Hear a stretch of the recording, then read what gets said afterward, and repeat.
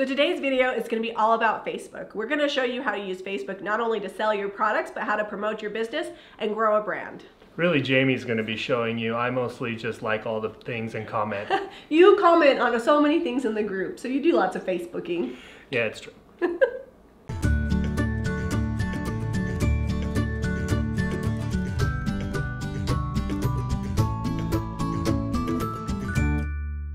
We're going to start from ground zero and tell you how to build your Facebook page without going into technical detail, but just what your components should have in there. And then we're going to talk to you about maintaining it and growing engagement. So getting started, people engage with facial features recognition, things like that. So make sure that your Facebook page has a picture of you on it. That's what your little thumbnail icon looks like.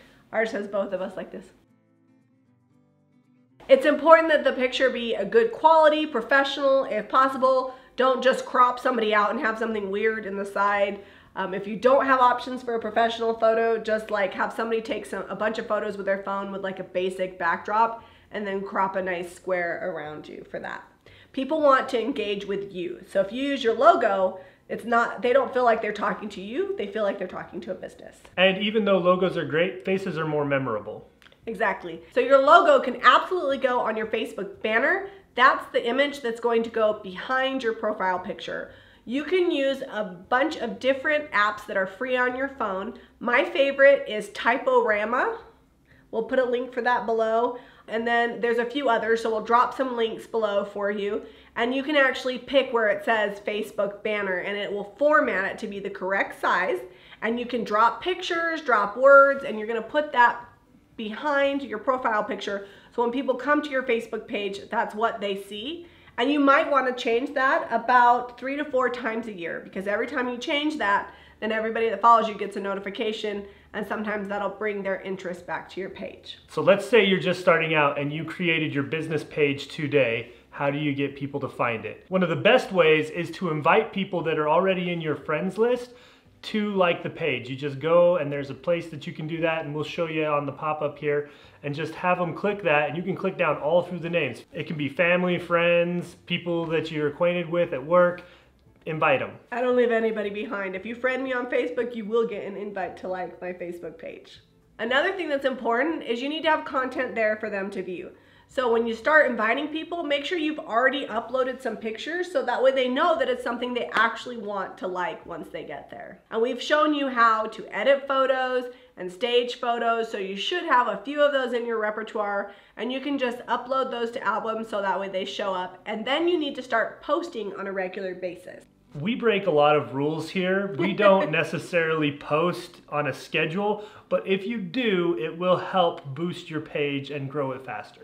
As you grow, you can check insights. It'll tell you when your busiest time of day is. But one of the most important things with Facebook is that you're posting things that are organic and individual to you. Don't post things just to randomly post something or share something from somewhere else, because if people want to get to know you. If you go to my Facebook page, you're going to see personal posts. Not too personal, but some personal. If I have a big life event going on, I share that. If I found something new that I want to paint, or if I've got something new going on in my business, in addition to posting things for sale. When I first started my Facebook page, I just used it for sale items, and my Facebook page grew very slowly, because if people weren't interested in what I had for sale, they weren't going to engage with me. They'd see it and move on. And the way Facebook works is the more people that like, comment, and share your post, the more Facebook will put it out in front of other people. And that's called the algorithm. Yay, the algorithm. It changes all the time. It used to be you could just share and you should post like 3-4 times a day and schedule it out far in advance. But now Facebook cares more about engagement, meaning they want to show people what they actually want to see. So if they're commenting, then they're actually going to want to see it. But how do you get people to comment? So the biggest way that we get people to comment is we ask a question. I'm going to give away a little trade secret. We already usually have in mind what we're going to do with a project, but Jamie will post a picture and then she'll comment about it, throw some ideas out there of what we might be thinking of doing, but then at the end she'll ask, what do you think we should do with this? Or should I use this color or do this finish on it? And then people will weigh in and comment on your post. Everybody has an opinion. And actually, sometimes I think I know what I'm gonna do, and then somebody will comment something that's really amazing, and I'll be like, oh yeah, I really do wanna do that. Or sometimes you can post questions that aren't even necessarily furniture or business related. Sometimes I'll ask them like, hey, have you ever had blah, blah, blah happen to you? And people love to share. If you have a pet, share a picture of your pet and ask people about their pets. People love to talk about their pets. I have chickens, so nobody really cares that much about them, but people love the chickens. They are pretty cute. I share pictures of my kids. If you're comfortable with that, that's great. You can ask people to share life things. I once did a post where I posted me and my son, and it was at a football game, and I asked people to share pictures of them with their children and grandchildren at their sporting events and things that they were interested in. It was a really great way to get to know my followers. So really think ahead of time, like what are things that I'm doing in my life that other people can relate to, and how can I share that in a photographic way and talk to people in a post? And the more you do it, the more comfortable you are with doing it. And if you don't know how to do it, find somebody that has like a successful Facebook page and see what they're doing, and then come up with a way that's uniquely your own, but is similar to what they have, because you don't have to reinvent the wheel. A lot of people, I think, are like, oh, I gotta do this and this and this. You can check the boxes and it'll really help grow your page. But as long as you're getting content out there on a regular basis, let's say even just once a day starting out, you're still gonna grow and you're still gonna find the people that love the things you're doing. And you gotta know why. We learned about this at church the other day. Principle over practice, meaning understand the basics of why you're doing things, and then the practice comes into play when you're applying that principle. When you're just doing things just to do them, the people that follow you are going to know. So an example of this is when, let's say I share something on my page. I have a small page that I don't really do much with, much to Jamie's chagrin. She's like, why don't you grow that? Because it takes a lot of time. Anyway, so on my page, it's very small. So what I can do is I can share a post from our Jami Ray Vintage page and be like, hey, look at this project, it's awesome. And that'll get me engagement, but it doesn't necessarily go as far as I want it to. My page is still small, even though I just shared a really big page. So instead of just sharing the page's post, what you can do is you can snag their photo off of that. You just right click and save. But if you do this, make sure that you're giving them credit. You need to still tag that page and be like, hey, check out this awesome project. And then you share a new post with them tagged in it. And that'll get you better reach and find more people. So there's a few ways that you can tag people. If people are smart, their Facebook @ like, you know, the @ symbol and then name will be their actual page name. To like tag me in something, if you just do @Jami Ray Vintage, the drop down will say Jami Ray Vintage, you click it, and then that will actually tag me in the photo. If it's somebody that hasn't done that, what you need to do is you have to go to their page, click share, click copy link, and then you can post either that link, or you can usually see what their whatever is to their name on the bottom. But if you can't do that, so it's too technical, just copy the link to their page and then just drop the entire link. That way if somebody clicks it, it'll take them back to the original person who took that picture or did that project or whatever. So that's a great way to come up with content. But I feel like there's so many pages that say, how would you like this bedroom? And it's like, not even their style, or they've never shared any of their own personal stuff. To me, that's disingenuous. That's just people fishing for comments and likes and whatever, but that's not them. That's not what they're doing. We call that empty followers. Someone clicked your page and they found it and they liked it, but they're not gonna come back again because none of that stuff is really yours. It's okay to share something that's interesting to you, but when we talked about building a brand in our other video, we talked about creating, especially if you've got a home type business where you're selling decor and furniture, that you need to make sure that your home is a reflection of your style. Even if it's just one room that you repaint and you decorate. Show people how they can take the things that you create and put them in their own home by having a home that showcases your true style. And it also gives you endless amounts of content. Well, I would say 90% of our content is filmed and pictured right here in this main room and our kitchen. It's really easy for me to keep this area clean, and everywhere I look, as long as it's mostly picked up, I've got Instagram, Facebook, YouTube worthy shots that I can take. It took a little bit of work up front, But now I've got content all the time and I don't have to like work really hard to get that perfect picture. It really is just what my house looks like. And you don't have to do your whole living area, just, you know, like one room. Just paint it, decorate it, and you can even take your followers along on the process. So that's something that I think is really great. When we were doing our upstairs, even though it wasn't the best pictures in the world, people were so excited. We showed them what it looked like. We showed them photographs of like staging through each part of the process, and people loved it. So if you're doing a project at home, take pictures of it, share it with your followers, go live and talk about what you have going on, because they really want to get to know you, and that's a great way to do it. People love a good before and after. True story. Plus, you can kill like a ton of birds with one stone. You can like film what you're doing and make video. You can go live on Facebook. You can also be redoing a room but create a wall that's painted and staged, so that way when you need to photograph your furniture, you've got the wall in there. Like, there's a lot of different things you can do. Always try to get the most out of anything you're doing that relates to your business. All right, let's backtrack for just a moment here and go back to where we talked about asking questions and getting engagement that way. Let's say you ask a question, what color do you think I should paint this, or whatever, and 20 people comment.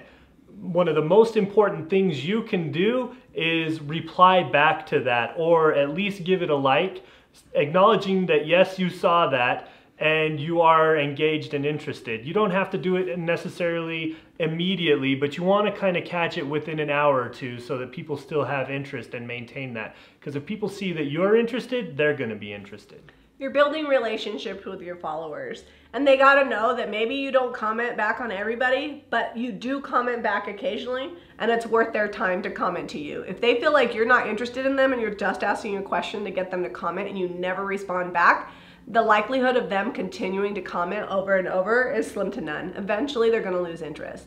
So be sure to be engaged with your people and follow them. And then follow up. Once that project that you've asked your question about is finished, you need to do a follow-up post, and you need to show them, thanks for all your great suggestions. This is what I decided to do. Do you like the end result? And you also have to be willing to accept that some people won't like it and they're going to tell you, and that's okay. As long as they're polite about it, I leave those comments. I have no problems, because not everybody loves everything that I do. While we're on the point of talking about comments and leaving them, the only time we ever really delete a comment is if they really get aggressive and even offensive. That doesn't have any place on our page. It's a business page, and we just delete those and block the poster. And the problem with that too is if we leave it, the people that do follow us and love us will rip them up. Ooh. And I don't know. It's almost worse than the initial post sometimes. Yeah, and I don't know where they're coming from or why they put that post on there. And I'm okay taking it, but I don't want somebody that I don't know to get beat up on Facebook over saying something negative to me. So on occasion we have to delete and block people. So now that we've talked about posts and pictures, and you know that you need to put good quality pictures and you know how to edit them because you watched that video, the next thing we're going to talk about is video. Video is king on Facebook. It used to be just do lives, just do lives, just do lives. But there's a ton of live chatter out there right now. Like everybody in the business that paints furniture is going live. So I think it's okay to go live if you're showing a technique and you want to show something off and share a product or whatever. Or we use our live all the time in our retail space. People love it because they want to see what we're doing. Some people wait for those videos because they want to buy the products. So going live for me absolutely works. So if you have a booth or you're at a market, or maybe you've just got your house set up with all your furniture, it's a great place to go live to really showcase what you have and talk about it. But make sure it's interesting and not too long. Like, people don't want to watch a 40-minute video of your retail space. Also, keep in mind, how good is your internet connection or your cellular connection, because you don't want it to be staticky or fuzzy. What's the lighting look like in the space that you're filming, because that still needs to be good even though it's a live video. And if you can, don't necessarily film straight up, flip it sideways and go into landscape mode on your phone, and that'll really help you out and boost the longevity of that live video. I always film this way. I know, you get the black bars on all of Jami's videos. Not on Facebook. Facebook zooms in. It's different. They used to, but not anymore. But on YouTube, you want it that way. I mean, you might also consider investing in something that will hold your phone so you have a steady. If you have a hard time holding your phone steady, that's really good. Or a tripod if you're working on a project.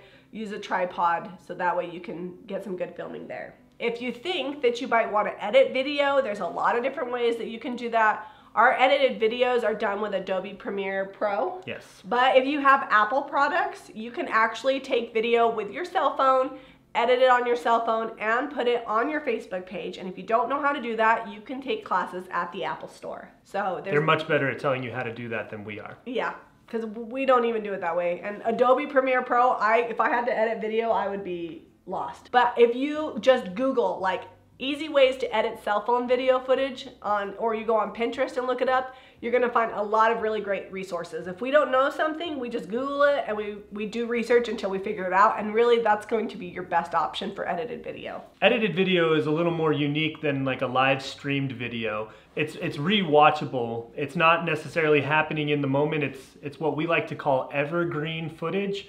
So it goes and goes and goes and goes and goes, and it may not be a viral video, but in 3 years from now, you might find it has 20,000, 30,000 X amount of views, and it just keeps going. And the more content you put on your page, when people find it, the more that they'll be engaged and go back and look up for it. And Facebook is really trying to get to where they can mimic what YouTube's doing with video. And if you're watching this a year from now, Facebook will have changed again and you'll have something new to know, but I don't think video is going anywhere. So live videos, edited videos, at least once a week you should be on video on your Facebook page, whether edited or live, and you should post at least once a day about something, whatever it is. So if you're busy, you can take one whole day, clean up your house, take a bunch of different shots, keep the shots in your phone, and then you'll have different pictures that you can post with content.